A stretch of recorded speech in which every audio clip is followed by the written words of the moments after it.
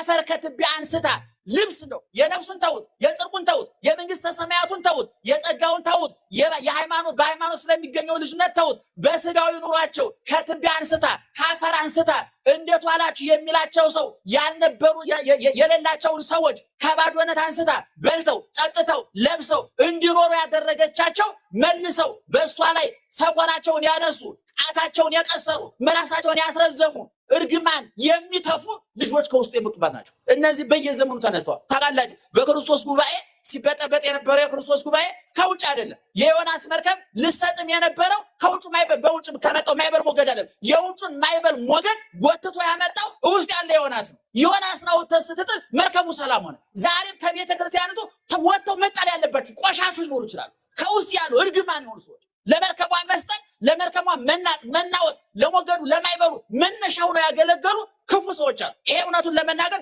ቄሱን ይመለከታል፣ መነኩሴውን ይመለከታል፣ ጳጳሱን ይመለከታል። አንዳንድ ለቤተክርስቲያን ቅርብ ነን ብለው የሚያምኑ ምዕመናኑን ጭምር ይመለከታል። ስለዚህ የመጀመሪያው የቤተክርስቲያን ጥላቶቿ ራሷ ልጆቿ፣ ሁለተኛ ፖለቲከኞቹ ናቸው። በየዘመኑ የኢትዮጵያ ቤተክርስቲያን በፖለቲካ ስትፈተን ኖራለች።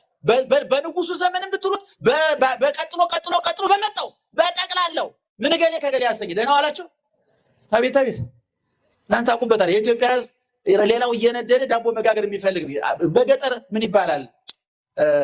ሰነፍ ሴት ታውቁታላችሁ መቼም እዛ ሀገር አለን። ሰነፍ ሴት ምጣድ አትጥድም ይባላል። በቅል ነገር ሊጧን ትይዝና የሰማ ምጣድ ትፈልጋለች። እንትናየ ዛሬ ምጣድ ታሰሚያለች። አዎ እንደው አንድ እንጀራ ሰፋለሁ።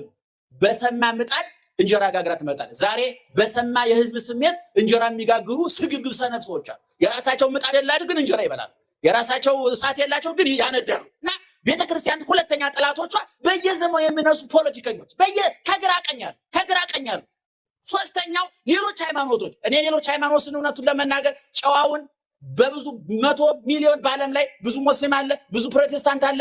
የኢትዮጵያ ቤተክርስቲያን ተስማምታ ለመኖር ችግር የለባትም። በ6ኛው መቶ ክፍለ ዘመን ሙስሊም ወንድሞቻችን ሲመጡ ኦርቶዶክሳዊ ተዋሕዶ ቤተክርስቲያን በሯን ከፍታ በእንግድነት ተቀብላ አስተናግዳለች። ፕሮቴስታንቶችም ሲመጡ እንደዚሁ ነው እውነቱን ለመናገር። ነገር ግን ጥቂት እዚህ ግቡ የማይባሉ እምነቱን የማይወክሉ ሰዎች ግን ቤተክርስቲያን ብትዳከም ቤተክርስቲያን ብትጠፋ እንድትጠፋ ቀን ከሌሊት እረፍታቱ የሚሰሩ ሰዎች አሉ።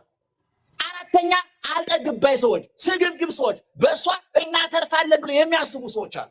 ገንዘብ እስካገኙ ኪሳቸው እስከሞላ የነፍሳቸው ጉዳይ የማያሳስባቸው፣ ሆዳቸው እስከሞላ የጭንቅላታቸው ጉዳይ የማያሳስባቸው፣ ምድራዊ ፍላጎታቸው ከተሟላ ሰማያዊ ጉዳይ የማያሳስባቸው፣ በልተን እንሙት ለብሰን እንሙት ያሉ እንስሳዊ ጠባይ አውሬያዊ ባህሪ ያላቸው እንደ እንስሳት አመጋገባቸው ከእንስሳት ጠባያቸው ከአራዊት የተወሰደ በክፋታቸው ሰይጣን የሚቀናባቸው እንደው ሰይጣን የዓመት ፍቃድ ቢወጣና ቁጭ ቢል ወክለን እንሰራለን ብሎ የሚመዘግቡ ሰዎች አሉ።